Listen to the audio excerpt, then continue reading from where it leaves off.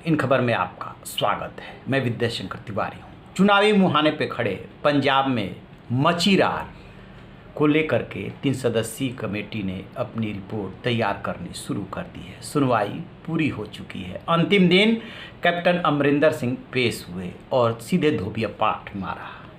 सलामी बल्लेबाज रहे हैं नवजोत सिंह सिद्धू।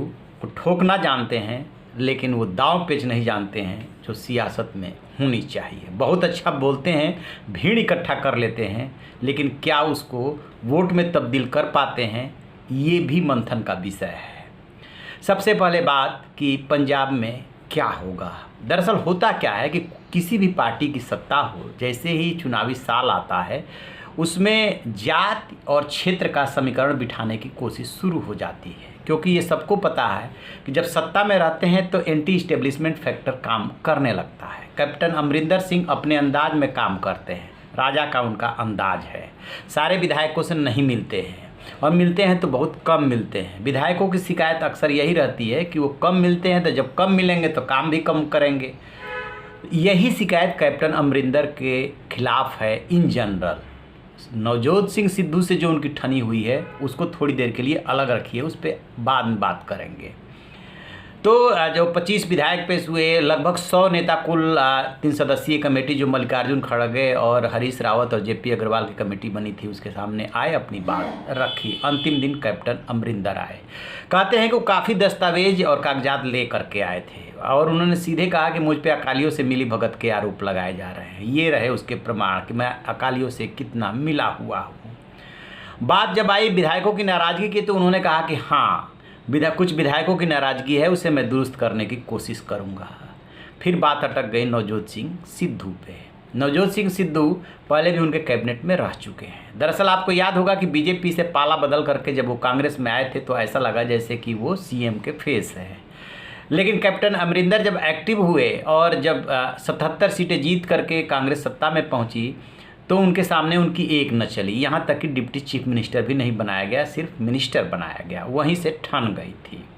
अब कांग्रेस के सामने सबसे बड़ा सवाल ये है कि कुछ विधायक नाराज हैं तो उन विधायकों की नाराजगी दूर की जा सकती है। नवजोत सिंह सिद्धू को कैबिनेट में शामिल किया जा सकता है, लेकिन डिप्टी चीफ मिनिस्टर बनाने के लिए अब भी कैप्टन तैयार नहीं है। कह रहे हैं कि सत्ता के 2 केंद्र नहीं होने चाहिए, यानी कि जो कांग्रेस में झगड़ा है वही बीजेपी में झगड़ा है। यदि उत्तर प्रदेश की बात करें तो जो चल रहा है उत्तर प्रदेश में, योगी जी किस बात पे अड़े हैं कि सत्ता के 2 केंद्र नहीं होने चाहिए। यानी प्रधानमंत्री के खासम खास ए के शर्मा जो पहुंचे हुए हैं वहाँ MLC बन करके, उनको सत्ता का समानांतर केंद्र नहीं बनने देना चाहते योगी। यही कैप्टन की भी दिक्कत है कि नवजोत सिंह सिद्धू को डिप्टी चीफ मिनिस्टर बना करके सत्ता का समानांतर केंद्र नहीं बनाने देना चाहते। अब ये 3 सदस्यीय कमेटी क्या करेगी? अंतिम दिन जब कैप्टन साहब अपना जवाब रख रहे थे, 3 घंटे तक उन्होंने बातें की। उस समय कहते हैं कि राहुल गांधी और प्रियंका गांधी भी वर्चुअली जुड़ गए थे, वो भी सुन रहे थे, कैप्टन की सफाई भी सुनी। अब इस कमेटी के सामने जो है रिपोर्ट तैयार करने का विकल्प है। रिपोर्ट तैयार करके सोनिया गांधी को ये लोग सौंपेंगे। 2-3 दिन का टाइम लगेगा। एक कमेटी के सदस्य से बात हुई, उनका कहना है कि बताइए इसमें हम क्या कह सकते हैं। दोनों पक्ष की बातें सुन करके रिपोर्ट में लिख देनी है। फैसला तो लेना है हाईकमान को। फिर भी यदि जानना चाहते हैं तो ये अंदाज़ा लगाइए कि जिसके नेतृत्व में हम 4.5 साल तक वहाँ पे रहे, ऐन मौके पे तो उसे बदल नहीं सकते, क्योंकि उसको तो कहने का मौका मिल जाएगा कि आपने तो मेरे नेतृत्व में चुनाव लड़ा ही नहीं, मैंने तो बहुत काम किया था।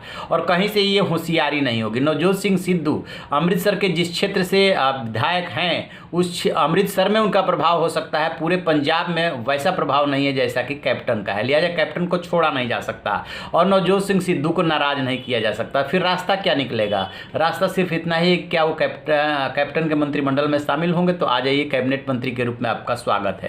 कैप्टन अमरिंदर वैसे भी उनको ये प्रस्ताव दे चुके हैं। हाईकमान के कहने पे कुछ और ऐड ऑन कर सकते हैं, मंत्रालय अच्छा दे सकते हैं, लेकिन डिप्टी चीफ मिनिस्टर नहीं बनाएंगे। अभी भी वो अड़े हुए हैं। अब देखते हैं कि सोनिया गांधी को रिपोर्ट जाती है तो क्या फैसला करती है और कैसे कैप्टन को बना करके दोनों ग्रुपों में सामंजस्य स्थापित करने की कोशिश करती है। क्योंकि चुनावी साल में चाहे बीजेपी हो या कांग्रेस, कोई भी नहीं चाहेगा कि दल में इतना जो है आपसी मतभेद हो कि उससे जो है जहाँ आने वाले चुनाव पे प्रभाव पड़े। ये बड़ा चैलेंजिंग साल होगा। बेशक अगले साल चुनाव है, लेकिन तैयारी इसी साल करनी है। दोनों दलों के लिए है। एक के लिए यूपी बना हुआ है प्रतिष्ठा का सवाल, दूसरे के लिए पंजाब बना हुआ है। 10 साल बाद जो है 2017 में किसी तरीके से बीजेपी अकाली दल से सत्ता छीनी थी और अब की बार क्या होगा कुछ पता नहीं। तो इस पे हमारी नज़र रहेगी, जैसे कोई अपडेट मिलेगा आपसे साझा करेंगे। आप रहिए ना बेखबर, देखते रहिए इन खबर। Thank you.